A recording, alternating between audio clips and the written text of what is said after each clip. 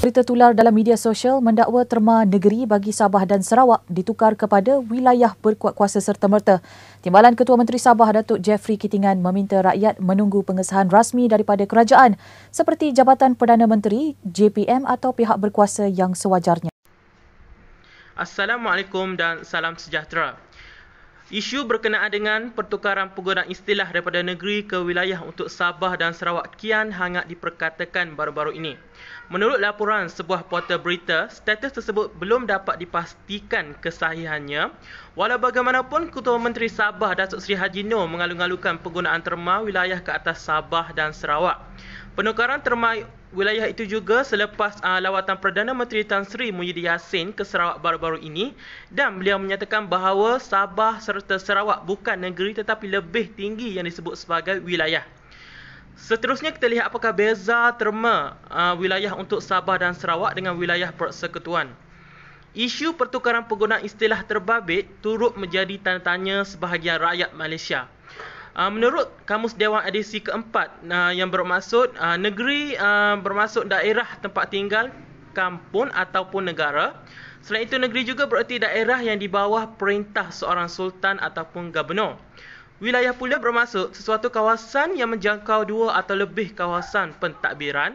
Menurut Akta Perancangan Bandar dan Desa Akta 172, wilayah terdiri daripada dua negeri ataupun lebih. Manakala, masuk wilayah persekutuan pula ialah wilayah yang ditadbir secara langsung oleh Kerajaan Persekutuan Malaysia dan ditadbir di bawah perundangan Kementerian Wilayah Persekutuan. Seterusnya, kita lihat pula apakah yang perlu kita faham dengan pertukaran terma wilayah kepada Sabah dan Sarawak ini. Yang pertama, terma wilayah kepada Sabah dan Sarawak adalah satu istilah yang berbeza dengan negeri-negeri di semenanjung Malaysia. Yang kedua, imbas kembali sejarah penubuhan Malaysia, Sabah dan Sarawak sememangnya adalah sebuah wilayah. Yang ketiga, penukaran itu merujuk kepada tentang perkongsian sama taraf dengan semenanjung ataupun seluruh negeri di timur Malaysia. Yang keempat pula adalah pengiktirafan Sabah dan Sarawak sebagai wilayah tidak sama maksud dengan wilayah Persekutuan Kuala Lumpur, Putrajaya dan Labuan. Dengan erti kata lain, wilayah Persekutuan Labuan lebih rendah daripada negeri tetapi Sabah lebih tinggi dari negeri di semenanjung dalam konteks penubuhan Malaysia. Yang kelima pula adalah wilayah Persekutuan di kawasan Selia, Kementerian Wilayah Persekutuan KWP, dan setiap wilayah ditadbir oleh pihak berkuasa tempatan iaitu Dewan Bandaraya Kuala Lumpur bagi Kuala Lumpur, Perbadanan Labuan bagi Labuan dan Perbadanan Putrajaya bagi Putrajaya.